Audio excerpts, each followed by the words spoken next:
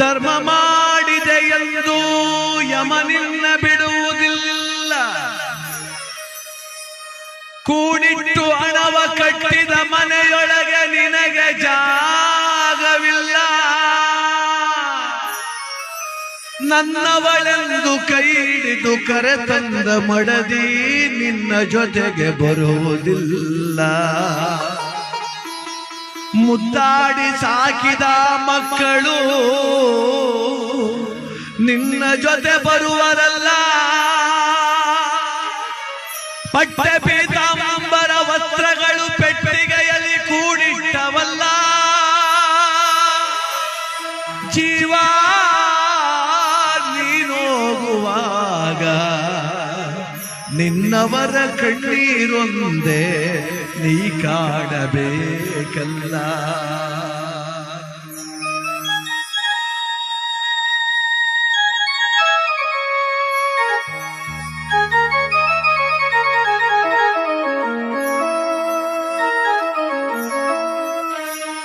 ದಿಂಬಾದಲ್ಲಿರುವ ಜೀವ ಕಂಬಸೂತ್ರ ಬೊಂಬೆಯಂತೆ.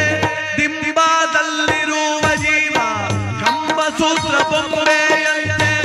ಎಂದಿಗಾದರೊಂದು ದಿನ ಸಾವು ತಪ್ಪದೋ, ಸಾವು ತಪ್ಪದೋ. ದಿಂಬಾದಲ್ಲಿರುವ ಜೀವ ಕಂಬಸೂತ್ರ ಬೊಂಬೆಯಂತೆ. ಎಂದಿಗಾದರೊಂದು ದಿನ ಸಾವು ತಪ್ಪದೋ, ಸಾವು ತಪ್ಪದೋ.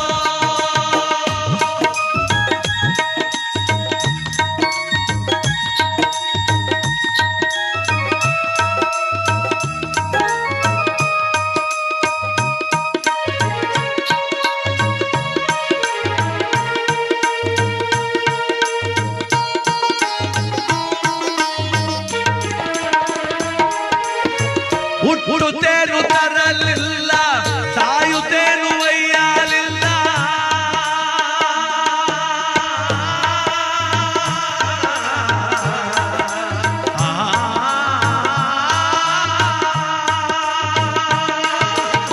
ಹುಟ್ಟುತ್ತೇನು ತರಲಿಲ್ಲ, ಸಾಯುತ್ತೇನು ಒಯ್ಯಲಿಲ್ಲ. ಸುಟ್ಟು ಸುಟ್ಟು ಸುಣ್ಣದರಳು ಆಯಿತಿದೆ ಪ್ರತಿ ಕ್ಷಣ ನೋಡ್ತೀವಿ. ಹುಟ್ಟು ಸಾವು ನೋಡ್ತಾನೆ ಇದು ಜಗತ್ತಲ್ಲಿ. ಒಂದು ದಿವಸಕ್ಕೆ ಅದೆಷ್ಟು ಜನ ಹುಡ್ತಾರೋ, ಒಂದಿನಕ್ಕೆ ಅದೆಷ್ಟು ಜನ ಸಾಯ್ತಾರೋ. ಆ ಸತ್ಯ ಗೊತ್ತು ನಮಗೆ. ಒತ್ಕೊಂಡಾಗೇನು ಹೋಗ್ಲಿಲ್ಲ, ಬಂದಾಗೇನು ತರಲಿಲ್ಲ. ಅದ್ರ ಮಧ್ಯೆ ಹಾಳಾದ ಭಾವ ಬಿಡ್ತಿಲ್ಲ. ಹೋಗೋತ್ತು 3 ಎಕರೆ ಗದ್ದೆ ತೆಗೆದು ಬಿಡ್ಬೇಕು, ನಾ ಸಾಯತ್ತಿಗೆ 4 ಮನೆ ಕಟ್ಬಿಡ್ಬೇಕು, ನನ್ನ ಮಕ್ಕಳು ಹೆಂಡ್ತಿ ಭಾಳ ಸೇಫ್ಟಿ ಆಗಿದ್ಬಿಡು. ಏನು ಸೇಫ್ಟಿ ಮಾಡಿಯಪ್ಪ, ಏನು ಸೇಫ್ಟಿ ಮಾಡ್ತಿ? ಬರಬಾರ್ದು ಕಾಯಿಲೆ ಬಂದರೆ ಅದೇ ಜಮೀನು ಮಾರಿ ನಿನ್ನ ಆಸ್ಪತ್ರೆಗೆ ಸೇರಿಸ್ತಾರೆ. ಮಗ ಕೆಟ್ಟವನಾದರೆ ತಿಥಿ ಅದು 1 ತಿಂಗಳಿಗೆ 3 ಸಲ ಅಗ್ರಿಮೆಂಟ್ ಮಾಡಿ ಮಡಗ್ತಾನೆ. ನೀನೇನು ಸೇಫ್ಟಿ ಮಾಡೋದು ಅವ್ರನ್ನ? ನಾನು ಎಲ್ಲರನ್ನೂ ಸುಭದ್ರವಾಗಿ ಇಟ್ಬಿಡ್ತೀನಿ. ಲಕ್ಷ್ಮಣನ್ನು ರಾಮನ್ನು ಬಾಲದ ಕೋಟೆ ಒಳಗೆ ಮಡಿಕ ಕೂತಿದ್ನಂತೆ ಆಂಜನೇಯ. ನಾನು ರಕ್ಷಣೆ ಮಾಡ್ಬಿಡ್ತೀನಿ ರಾಮನ್ನ ಅಂತ. ಅವನ ಮಹಿರಾವಣ ಬಂದು ನೆಲದೆಲ್ಲ ಕೊರ್ಕೊಂಡು ಹೊತ್ಕೊಂಡು ಹೊಂಟೋಗ್ಬಿಟ್ಟ ಅವರ. ಹಂಗೆ ನಮ್ಮ ಜೀವನ. ನಾವ್ಯಾರನ್ನೂ ಕೂಡ ಸೇಫ್ಟಿ ಮಾಡಿ ಇಟ್ಬಿಟ್ರೆ, ನಾನು ಆಸ್ತಿ ಮಾಡಿ ಇಟ್ಬಿಟ್ರಲ್ಲ, ನನ್ನ ಮಕ್ಕಳು ಚೆನ್ನಾಗಿರ್ತಾರೆ. ಅದಕ್ಕೆ ಹುಟ್ಟುತ್ತೇನು ತರಲಿಲ್ಲ, ಸಾಯುತ್ತೇನು ಒಯ್ಯಲಿಲ್ಲ. ಸುಟ್ಟು ಸುಟ್ಟು ಸುಣ್ಣದರಳು ಆಯಿತಿ ದೇಹ, ಆಯಿತಿ ದೇಹ. ಹೊಟ್ಟೆ ಬಲು ಕೆಟ್ಟದ್ದೆಂದು ಎಷ್ಟು ಕಷ್ಟಪಟ್ಟೆಯ ಪ್ರಾಣಿ. ಹೊಟ್ಟೆ ಬಲು ಕೆಟ್ಟದ್ದೆಂದು ಎಷ್ಟು ಕಷ್ಟ ಮಾಡಿದರು. ಬಿಟ್ಟು ಹೋಗುವಾಗ ಗೇಣು ಬಟ್ಟೆ ಕಾಣದೋ, ಬಟ್ಟೆ ಕಾಣದೋ. ನೋಡಿ, ವೆಂಕಟೇಶಣ್ಣ ಕೂಡಿಟ್ರು ಹಣ ಅಂತ 5,000 ಕೈ ಕೊಟ್ಟು ಕಳಿಸಿವ. ವಸ್ತೊಂದು ಬಟ್ಟೆ ಉಡ್ಸ್ಬಿಟ್ಟು ಅರ್ಧ ಹಾಕ್ಬಿಟ್ಟು ಕಳಿಸಿರೋದು ನಾವು. ಬಿಟ್ಟು ಹೋಗುವಾಗ ಗೇಣು ಬಟ್ಟೆ ಕಾಣದೋ. 1 ಗ್ರಾಮ್ ಚಿನ್ನ ಬಿಡೋದಿಲ್ಲ ದೇಹದ ಮೇಲೆ. ನಮ್ಮ ಸ್ನೇಹಿತ ಹೆಂಡತಿ ತುರೋಗ್ಬಿಟ್ಟಿದ್ಲು ಮೊನ್ನೆ. ಹೋಗಿದ್ದೆ, ಅಳ್ತಾವನ್, ಬಾಪ ಉಮೇಶ್ ಬಾರೋ, ನೋಡಪ್ಪ ನನ್ನ ಮನೆ ಹಿಂಗೆ ಆಗೋಯ್ತಲ್ಲೋ, ನನ್ನ ಮನೆ ಮಹಾಲಕ್ಷ್ಮಿ ಹೆಂಗೆ ಹೊಂಟೋದ್ಲು ನೋಡೋ, ಹೆಂಗೆ ಮನ್ಗವಳು ನೋಡೋ. ಬಡತನ ಕಿತ್ಕ ತಿಂತಿದ್ಕನೋ, ಮದುವೆ ಮಾಡ್ಕೊ ಬಂದ್ಮೇಲೆ ನನ್ನ ಮನೆ ಐಶ್ವರ್ಯ ಉಕ್ಬಿಡ್ತು. ಅವಳು ಮದುವೆ ಮಾಡ್ಕೊಂಡ್ಮೇಲೆ 4 ಎಕರೆ ಗದ್ದೆ ತಗೊಂಡೆ, 3 ಮನೆ ಕಟ್ತೆ, 3 ಮಕ್ಳು ಮದುವೆ ಮಾಡಿದೆ, 1.5 kg ಚಿನ್ನ ಮಾಡಿಸ್ದೆ, 5 kg ಬೆಳ್ಳಿ ಮಾಡಿಸ್ದೆ, 3 ಕಾರ್ ತಂದೆ, ಚೇರ್ಮನ್ ಆದ್ನಲ್ಲೋ. ಅವಳೇ ಹೊಂಟೋದ್ಮೇಲೆ ಮನೆ ಯಾಕೆ, ಮಠವೇ ಯಾಕೆ, ಆಸ್ತಿ ಯಾಕೆ, ಒಡವೆ ಯಾಕೆ, ವಸ್ತ್ರವೇ ಯಾಕೆ, ನಂದೊಂದು ಜನ್ಮ. ಅಲ್ಲೊಂದು ಹುಡುಗ ನಿಂತಿದ್ದ, ನಟರಾಜ ಬಾಯ್ಲಿ ಅಂದ. ಏನಣ್ಣ ಅಂದ.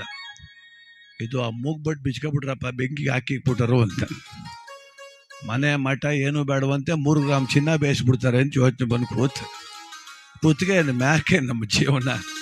ಅದಕ್ಕೆ ಮಹನೀಯರು ಜ್ಞಾನಿಗಳು ಹೇಳ್ತಾರೆ ಬಂಧುಗಳೇ, 10-8 ಲಕ್ಷ ಗಳಿಸಿ ಮತ್ತೆ ಸಾಲದೆಂದು ಬರರ, 10-8 ಲಕ್ಷ ಗಳಿಸಿ ಮತ್ತೆ ಸಾಲದೆಂದು ಬರರ, ಅರ್ಥಕ್ಕಾಗಿ ಆಸೆ ಪಟ್ಟು ನ್ಯಾಯ ಮಾಡುವರೋ, ಸುಳ್ಳು ನ್ಯಾಯ ಮಾಡುವರೋ, ಬಿದ್ದ ಬೆಳಸು ತನ್ನದ್ದೆಂಬೋ ವ್ಯರ್ಥ ಚಿಂತೆ ಮಾಡಿ ಬರಿದೆ, ಬಿದ್ದ ಬೆಳಸು ತನ್ನದ್ದೆಂಬೋ ವ್ಯರ್ಥ ಚಿಂತೆ ಮಾಡಿ ಬರಿದೆ, ಸತ್ತು ಹೋದ ಮೇಲೆ ಅರ್ಥ ಯಾರಿಗಾವುದೋ, ಯಾರಿಗಾವುದೋ. ಕಟ್ಬಿಟ್ರೆ ಆಗ್ಲಿಲ್ಲ, ಆ ಸಂತೋಷ ನೋಡಕ್ಕೆ ಬಿಡ್ಬೇಕಲ್ಲ ದೇವರು. ಚಾಮರಾಜನಗರ ಜಿಲ್ಲೆ ಯಳಂದೂರು ತಾಲೂಕು ರೇಚಂಬಳ್ಳಿ ಎನ್ನುವುದು ಒಂದು ಗ್ರಾಮ. ಅಲ್ಲಿ ನಂಜುಂಡಸ್ವಾಮಿ ಅಂತ ಒಬ್ಬರು ಪಾಪ ಹಾಲು ಮತದ ಜನಾಂಗದ ನಾಯಕರು. ಅವರು ಕ್ರಾಂತಿವೀರ ಸಂಗೊಳ್ಳಿ ರಾಯಣ್ಣನ ಮಹಾದ್ವಾರ ಕಟ್ಸಿದ್ರು ಪಾಪ ಅವ್ರ ಊರಲ್ಲಿ. 6 ತಿಂಗಳು ಮೊದಲೇ ನಂಗೆ ಫೋನ್ ಮಾಡಿದ್ರು, ಅದು ಉದ್ಘಾಟನೆಗೆ ನೀವು ಆಡ್ಬೇಕು ಸ್ವಾಮಿ, ನಮ್ಮೂರಿಗೆ ಬಂದು ನಂಗೆ ಭಾಳ ಆಸೆ ಕರೆಸ್ಬೇಕು ಅಂತ ನಂಜುಂಡಸ್ವಾಮಿ ಅಂತ ಅವ್ರ ಹೆಸರು, ರೇಚಂಬಳ್ಳಿ ಗ್ರಾಮ. ಆಯ್ತು ಸರ್ ಅಂದೆ. ತಿಂಗಳಿಗೆ 3 ಸಲ ಫೋನ್ ಮಾಡಿದ್ರು, ಚೆನ್ನಾಗಿ ಆಡ್ಬೇಕು ಸ್ವಾಮಿ, ಚೆನ್ನಾಗಿ ಆಡಬೇಕು, ನೀವು ನಮ್ಮ ಭಾಗಕ್ಕೆ ಬಂದಿಲ್ಲ, ನಮ್ಮೆಲ್ಲ ಜನಗಳ ಸಂತೋಷ ಪಡಬೇಕು, ಕನಕದಾಸರ ಪದ ಆಡಬೇಕು, ರಾಯಣ್ಣನ ಪದ ಆಡಬೇಕು, ಮಾದೇಶ್ವರನ ಪದ ಆಡಬೇಕು, ಸಿದ್ದಪ್ಪಾಜಿ ಆಡಬೇಕು ಅಂತ ಅಭಿಮಾನದಲ್ಲಿ ಕರೆಸಿದ್ರು. ನಮ್ಮ ತಂಡ ಅಲ್ಲಿಗೆ ಹೋದ್ರೆ ಅವ್ರಿಗೆ ಏನು ಆನಂದವೋ, ಭಾಳ ಸಂತೋಷ ಅವ್ರಿಗೆ. ನಾಳೆ ಉದ್ಘಾಟನೆ ಬೆಳಗ್ಗೆ, ಇವತ್ತು ಸಂಜೆ ನಮ್ಮ ಕಾರ್ಯಕ್ರಮ ಎಲ್ಲ ಊಟ ಮಾಡಿಸಿದ್ರು. ನಿಮ್ಗೇನು ಬೇಕು ಸ್ವಾಮಿ, ಸಮಯ ಕಮ್ಮಿ ನನಗೆ, ನಾನು ರಾತ್ರಿ ಎಲ್ಲ ಆಡೋದಿಲ್ಲ ಸ್ವಾಮಿ, ಒಂದು 3 ಗಂಟೆ ಟೈಮ್ ಆಡ್ತೀನಿ ಅಂದರೆ, 1 ಗಂಟೆ ಆಡಪ್ಪ ನೀನು, 1 ಗಂಟೆ ಆಡು ಸಾಕು, ನಮ್ಗೆ ಆಡ್ಬೇಕಷ್ಟೇ. ಎಲ್ಲ ರೆಡಿ ಮಾಡ್ದೋ, ವಾದ್ಯ ಸ್ಟೇಜ್ ಮೇಲೆ ಕೂತ್ಕೊಂಡೆ, ಒಂದು ಪ್ರಾರ್ಥನೆ ಆಡಿದೆ. ಸ್ಟೇಜ್ ಮೇಲೆ ಬಂದು ಹೂನಾರ ಹಾಕ್ಬಿಟ್ಟು ಕೆಳಕ್ಕೆ ಹೋಗಿ ಕೂತ್ಕೊಂಡವ್ರು ಮ್ಯಾಕ್ ಕೇಳಲೇ ಇಲ್ಲ. ನಾಲ್ಗೆ ಕಚ್ಚಿದ್ರು, ನೊದ್ಲೆ ಸುರಿಯಿತು, ನಿಲ್ಸಪ್ಪ ಅಂದರು. ಪಕ್ಕದಲ್ಲೇ ಒತ್ಕೊಂಡು ಓಡೋದ್ರು ಆಸ್ಪತ್ರೆಗೆ, ಅಲ್ಲಿಂದ ಫೋನ್ ಮಾಡಿದ್ರು ಸತ್ತೇ ಹೋದ್ರು ಅಂತ. ಎಷ್ಟು ಚಂದ ಕಟ್ಟಡ ಕಟ್ಸಿ, ಎಷ್ಟು ಮಹದ್ವಾರ ಕಟ್ಸಿ, ಎಷ್ಟು ಚೆನ್ನಾಗಿ ಕರೆಸಿ ಅನ್ನ ಹಾಕ್ಬೇಕು ಅಂತ ಆಸೆ ಇಟ್ಟು ಮನುಷ್ಯನ ಭಗವಂತ ಉದ್ಘಾಟನೆ ನೋಡಕ್ ಬಿಡ್ಲಿಲ್ಲಲ್ರಿ. ಎಷ್ಟು ಚೆನ್ನಾಗಿ ಅರ್ಥ ಮಾಡ್ಕೋಬೇಕು ಗೊತ್ತಾ ನಾವು ಈ ಜೀವನ.